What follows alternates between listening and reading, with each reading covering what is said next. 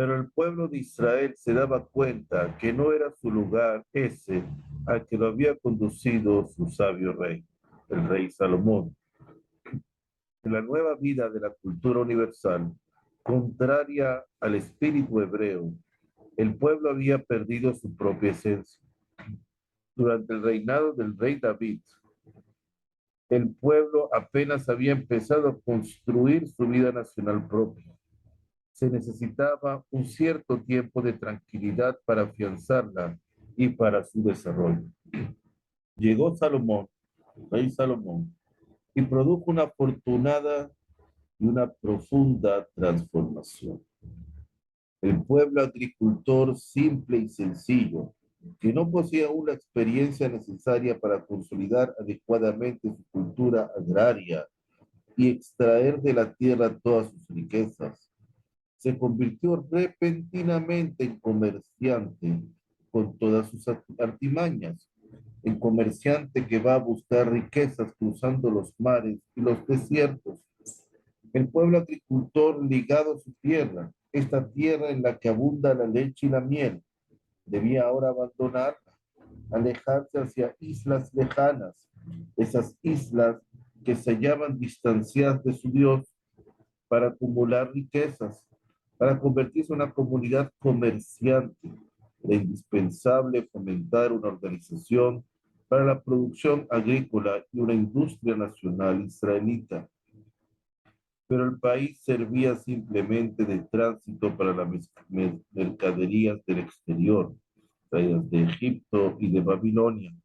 El pueblo se hubiera beneficiado si hubiera existido un gremio importante de comerciantes, pero aquí el rey Salomón era el comerciante mayorista. El comercio era monopolio del Estado. Los comerciantes se llamaban comerciantes de la corona, es decir, sus funcionarios.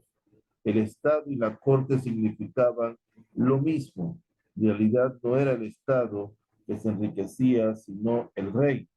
El pueblo no se beneficiaba de la nueva vida, sino un pequeño grupo de príncipes y funcionarios de la corte.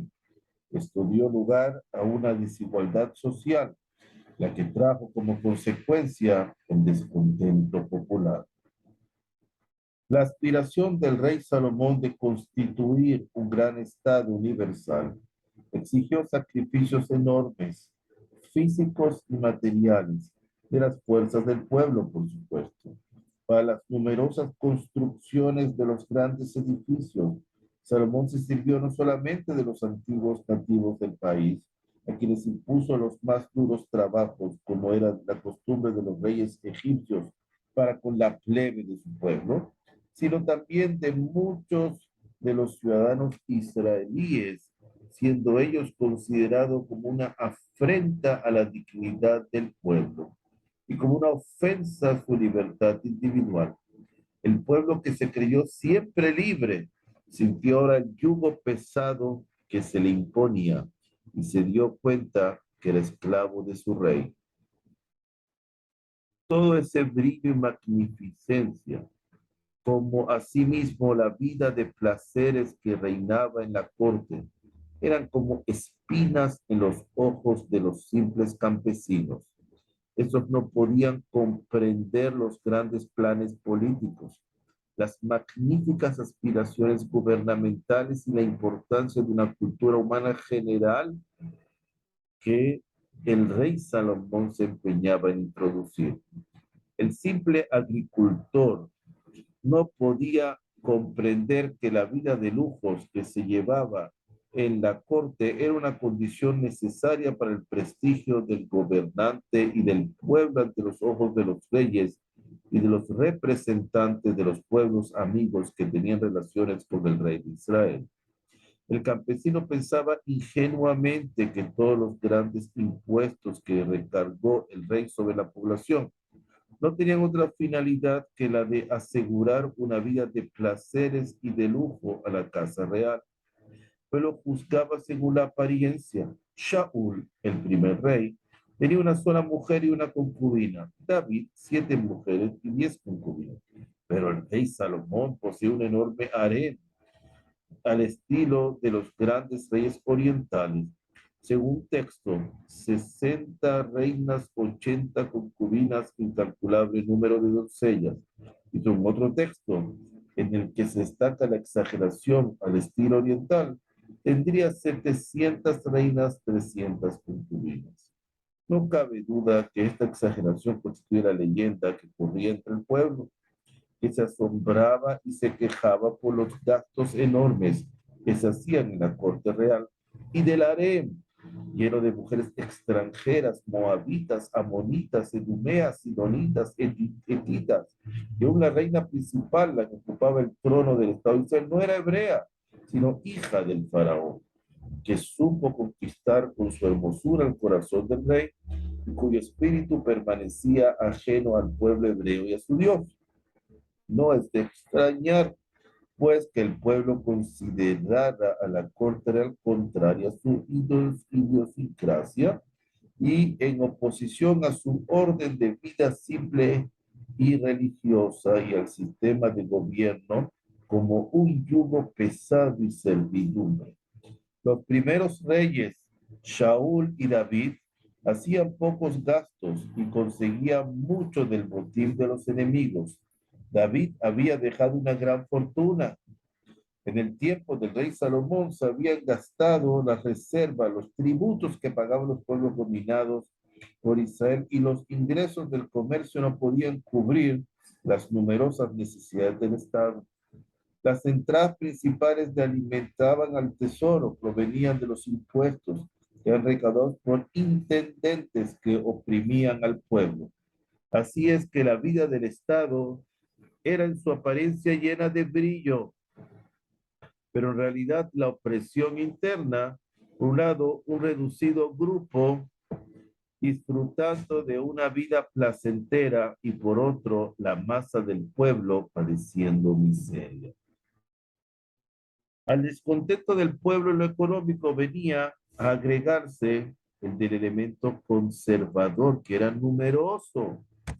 Desde que Jerusalén se convirtió en una capital cosmopolita, perdió su propia fisonomía, es decir, el régimen de vida humilde al que estaba acostumbrado el pueblo. Ahora Jerusalén estaba inundada de costumbres ajenas que habían traído consigo los pueblos orientales.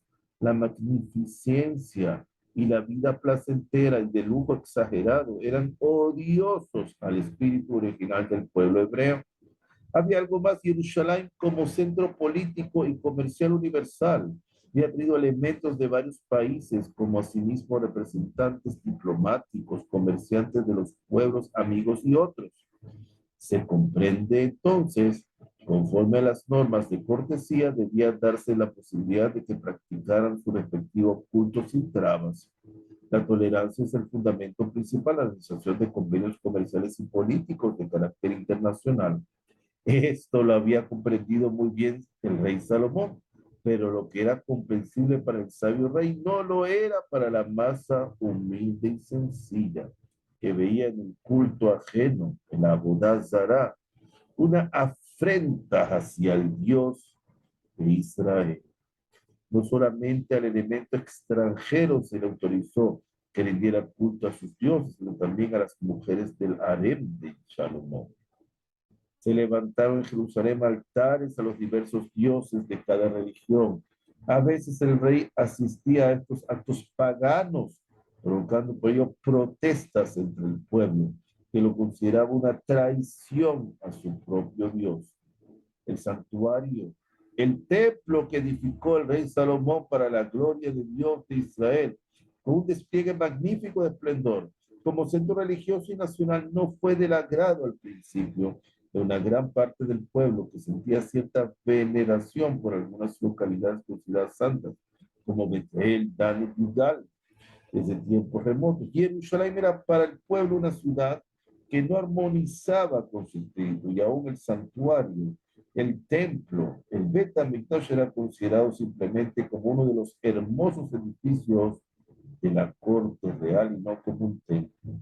También los sacerdotes, los Kohanim, eran simples funcionarios del rey, formando parte de un departamento burocrático del gobierno de Jerusalén.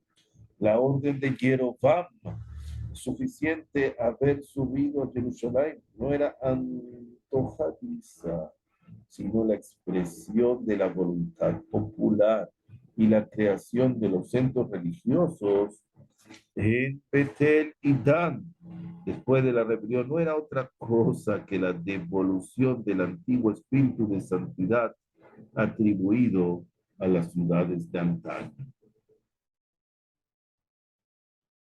El enorme trabajo realizado por el rey David y el rey Salomón para borrar las fronteras y hacer desaparecer las diferencias que separaban a las tribus, con el propósito de constituir la unidad del pueblo para que sirviera de fundamento básico del Estado de Israel, sirvió solo para amalgamarlas, sin suprimirlas de raíz. Desde siglos atrás existían divergencias notables entre las tribus del norte y las del sur, y en especial entre las de Yehudá y Efraín. Esta última, la de Efraín, se halló durante 3 siglos a la cabeza de todas las tribus, y Shiloh era el centro religioso para todo Israel y hasta cierto punto el centro político. Luego de la destrucción de Shiloh por los filisteos, el centro religioso se trasladó a la tribu de Benjamín y luego a la tribu de Yehudá. Pero Efraín recordaba siempre su pasado glorioso y sentía un cierto rencor hacia Jerusalén, que se había convertido en centro religioso y político, y cuya importancia traspasaba las fronteras del Estado. Este rencor se convirtió en odio contra la dinastía de David a raíz de la pesada carga de los impuestos. Se comprende que eran numerosos los descontentos contra el gobierno del rey Salomón. Efraín era el centro más agitado. Un profeta efraimita, Ahía de Shiloh, partidario extremista del puro culto nacional y defensor ardiente del prestigio de su tribu y de su ciudad, comenzó a fomentar un movimiento de rebelión entre la gente de su tribu y pronto encontró la persona que se prestaba para llevar a cabo la empresa de la revolución. Trataba de Jeroboam, el funcionario encargado de percibir los impuestos de la tribu de Efraín. Era un hombre activo, hábil, ambicioso, un efraimita auténtico que alzó la bandera de revuelta, pero el rey Salomón, el rey sabio, era muy apreciado entre sus adversarios. Jeroboam y Ahía no pudieron conquistar partidarios ni siquiera entre los suyos, motivo por el cual Jeroboam se vio obligado a huir y refugiarse en lo de Sisac, rey de Egipto, fundador de una nueva dinastía. Dinastía 22, quien sentía enemistad por el rey Salomón, amigo y yerno del rey de la dinastía precedente. El rey Salomón se dedicó a consolidar al Estado sobre bases firmes y sólidas, organizando internamente las instituciones. No intentó seguir una política militarista, emprendiendo campañas que pudieran darle prestigio como guerrero, contrariamente a lo que hiciera su padre, el rey David. Los pueblos tributarios, el arameo del norte y el idumeo del sur, creyeron entonces, llegado el momento de independizarse de la tutela de Israel, Salomón se encontró casi impotente en su propósito de castigar a los sublevados que molestaban a los habitantes de las fronteras. El horizonte político se cubría así de nubes negras y no era errado predecir que poco faltaba para que explotara una gran tempestad que sacudiría por sus bases al Estado. El rey Salomón no presenció la tempestad, murió rodeado de gloria. Tranquilamente, se había cumplido 100 años desde la fundación del Estado de Israel, que ocupó la primera línea entre las grandes comunidades culturales de los países orientales. Que queremos hasta acá, seguiremos en la tercera entrega, que todavía hay mucha tela que cortar. Baruch Hashem, Leolam, amén de amén.